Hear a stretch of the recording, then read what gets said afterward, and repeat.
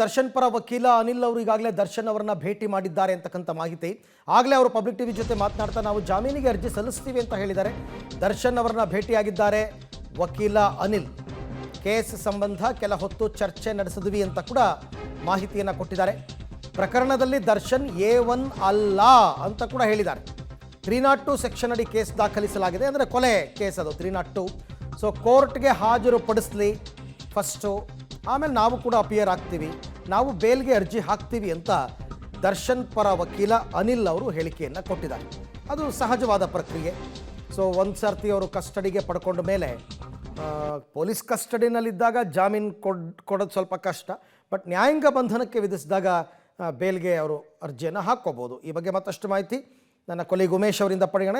ಉಮೇಶ್, ಈಗ ವಕೀಲರು ಕೊಟ್ಟಿರುವಂತಹ ಮಾಹಿತಿ ಏನು? ದರ್ಶನ್ ಪರ ವಕೀಲರು ಅರವಿಂದ್, ದರ್ಶನ್ ಪರ ಇಬ್ಬರು ವಕೀಲರು ಈಗಾಗಲೇ ಸ್ಟೇಷನ್ ಒಳಗಡೆ ಹೋಗಿ ಮಾಹಿತಿ ಪಡ್ಕೊಂಡು ಬಂದಿರುವಂಥದ್ದು. ಅದರಲ್ಲಿ ಒಬ್ಬರು ವಕೀಲರು ಏನಿದ್ರು ಅವರ ಹೋದಂಥ ವೇಳೆಯಲ್ಲಿ ದರ್ಶನ್ ಭೇಟಿಗೆ ಅವಕಾಶ ಕೊಟ್ಟಿಲ್ಲ. ಆದರೂ ಕೂಡ ಪವಿತ್ರ ಏನಿದ್ದಾರೆ ಅವ್ರನ್ನ ನಾವು ಮಾತಾಡಿಸಿದ್ವಿ. ಆ ಸಂದರ್ಭದಲ್ಲಿ ಅವರು ನಾವು ಯಾವುದೇ ತಪ್ಪು ಮಾಡಿಲ್ಲ ಅನ್ನೋ ಮಾಹಿತಿ ನೀಡಿದ್ದಾರೆ. ಹಾಗಾಗಿ ಈ ಸಂಬಂಧಪಟ್ಟಾಗಿ ನಾವು ಅರ್ಜಿ ಹಾಕೋತೀವಿ ಅಂದರು. ಈಗಷ್ಟೇ ವಕೀಲ ಮಠಪತಿ ಅನ್ನೋರು ಮತ್ತೊಬ್ಬರು ಒಳಗಡೆ ಹೋಗಿ ದರ್ಶನ್ ಬಳಿ ಚರ್ಚೆ ಮಾಡಿ ಕೂಡ 10 ನಿಮಿಷ ಅವಕಾಶ ಕೊಟ್ಟಿದ್ರು. ಚರ್ಚೆ ಮಾಡಿದ್ದೀವಿ, ಏನೆಲ್ಲ ಚರ್ಚೆ ಮಾಡಿದ್ದೀವಿ ಅನ್ನೋದನ್ನು ಮಾಧ್ಯಮಗಳ ಮುಂದೆ ಹೇಳೋಕ್ಕಾಗೋದಿಲ್ಲ. ಈ ಪ್ರಕರಣದಲ್ಲಿ ದರ್ಶನ್ A1 ಆರೋಪಿನ ಅನ್ನೋ ಪ್ರಶ್ನೆಗೆ ಅವರಿಲ್ಲ, ದರ್ಶನ್ A1 ಆರೋಪಿ ಅಲ್ಲ. ಹಾಗಾಗಿ ಈ ಸಂಬಂಧಪಟ್ಟಾಗೆ ನಾವು ಬೇಲ್ ಅರ್ಜಿಗೆ ಏನೆಲ್ಲ ಬೇಕೋ ಅದನ್ನು ಚರ್ಚೆ ಮಾಡಿದ್ದೀವಿ ಅನ್ನೋ ಮಾತುಗಳು ಹೇಳ್ತಾರೆ.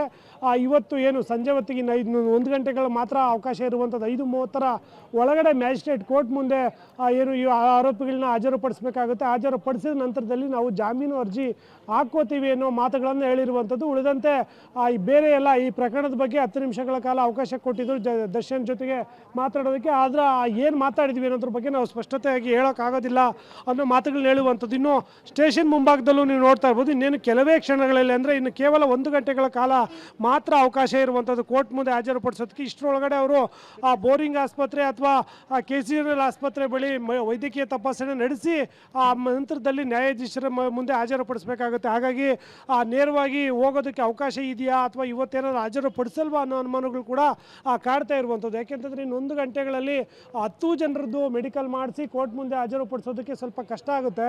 ಹಾಗಾಗಿ ಒಂದಷ್ಟು ಅನುಮಾನಗಳು ಇರೋದಂತೂ ನಿಜ. ಆದರೂ ಕೂಡ ಪೊಲೀಸರು ಅನ್ನಪೂರ್ಣೇಶ್ವರಿ ನಗರ ಪೊಲೀಸ್ ಠಾಣೆ ಮುಂಭಾಗದಲ್ಲಿ ಬೇಕಾದಂಥ ಎಲ್ಲ ಸಿದ್ಧತೆಗಳನ್ನು ಕೂಡ ಈಗ ಮಾಡ್ಕೊಂಡಿರುವಂಥದ್ದು. Arvind, okay, thank you. ತಮ್ಮೆಲ್ಲ ಮಾಹಿತಿಗೆ ಧನ್ಯವಾದ. ಸೊ ಸದ್ಯಕ್ಕೆ ಇನ್ನೂ ಕೂಡ ಅವರು ಅನ್ನಪೂರ್ಣೇಶ್ವರಿ ನಗರ ಪೊಲೀಸ್ ಸ್ಟೇಷನಿಂದ ಹೊರಟೇ ಇಲ್ಲ.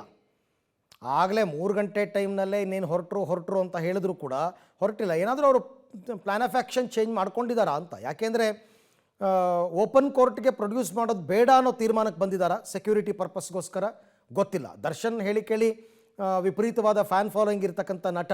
ಸೊ ಕೋರ್ಟ್ ಹತ್ರ ಎಲ್ಲ ಜನ ಸೇರೋದು, ಅಲ್ಲೇನಾದರೂ ನ್ಯೂಸೆನ್ಸ್ ಕ್ರಿಯೇಟ್ ಆಗೋದು ಬೇಡವೇ ಬೇಡ, ಡೈರೆಕ್ಟಾಗಿ ನಾವು ಜಡ್ಜ್ ಮನೆಗೆ ಕರ್ಕೊಂಡು ಹೋಗೋಣ ರಾತ್ರಿ ಅಂತ ಏನಾದರೂ ತೀರ್ಮಾನಕ್ಕೆ ಬಂದಿರಬಹುದು. ಹಾಗಾಗಿ ಇಷ್ಟು ಡಿಲೇ ಮಾಡಿದ್ದಾರೆ. ಅದಕ್ಕೂ ಮೊದಲು ಮೆಡಿಕಲ್ ಎಕ್ಸಾಮಿನೇಷನ್ ಆಗಬೇಕು. ಇನ್ನೂ ಹೊರಟಿಲ್ಲ. 4:35 ಆಯಿತು ಟೈಮ್ ಇವಾಗಲೇ. ಓಪನ್ ಕೋರ್ಟ್ಗೆ ಪ್ರೊಡ್ಯೂಸ್ ಮಾಡೋದಕ್ಕೆ 5:30 ತನಕ ಮಾತ್ರ ಟೈಮ್ ಇದೆ, ಆಮೇಲೆ ಕೋರ್ಟ್ ಕ್ಲೋಸ್ ಆಗುತ್ತೆ. ಸೊ ಹಾಗಾಗಿ ನನ್ನ ಪ್ರಕಾರ ಸೆಕ್ಯೂರಿಟಿ ಪರ್ಪಸ್ನಿಂದಾಗಿ ಓಪನ್ ಕೋರ್ಟ್ಗೆ ಪ್ರೊಡ್ಯೂಸ್ ಮಾಡೋದು ಬೇಡ ಅನ್ನೋ ತೀರ್ಮಾನಕ್ಕೆ ಬಂದಿರಬಹುದು. 13 ಜನರ ಮೆಡಿಕಲ್ ಟೆಸ್ಟ್ ಆಗಬೇಕು.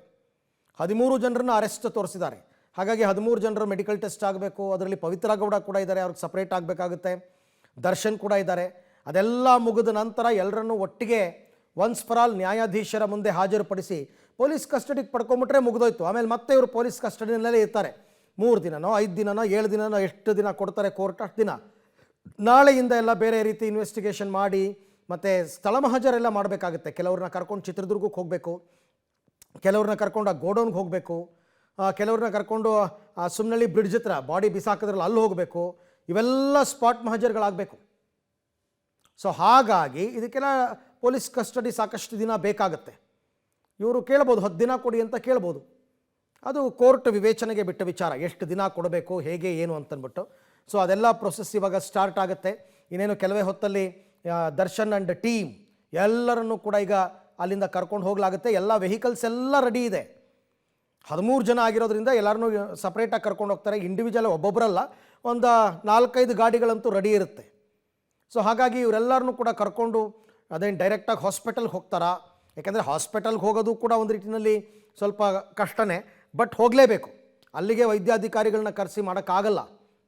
ಆಮೇಲೆ ಮೆಡಿಕಲ್ ಎಕ್ವಿಪ್ಮೆಂಟ್ಸ್ ಎಲ್ಲ ಬೇಕಲ್ಲ, ನಿಮ್ಗೆ ಇ ಸಿ ಜಿ ಎಲ್ಲ ಮಾಡಬೇಕು ಅಂತಂದರೆ ಅದನ್ನ ಎಲ್ಲಿಗೆ ತರೋಕ್ಕಾಗತ್ತೆ. ಸೊ ಹಾಗಾಗಿ ಹಾಸ್ಪಿಟಲ್ಗೆ ಕರ್ಕೊಂಡು ಹೋಗ್ತಾರೆ. ನನ್ನ ಪ್ರಕಾರ ಹಾಸ್ಪಿಟಲ್ನಲ್ಲೇ ಎಲ್ಲ ಮೆಡಿಕಲ್ ಎಕ್ಸಾಮಿನೇಷನ್ಸ್ ಮುಗಿಸ್ತಾರೆ. ಆ ನಂತರ ಕೋರ್ಟ್ ಅಂದರೆ ಜಡ್ಜ್ ಮುಂದೆ ಇದು ಮಾಡ್ತಾರೆ, ಪ್ರೊಡ್ಯೂಸ್ ಮಾಡ್ತಾರೆ.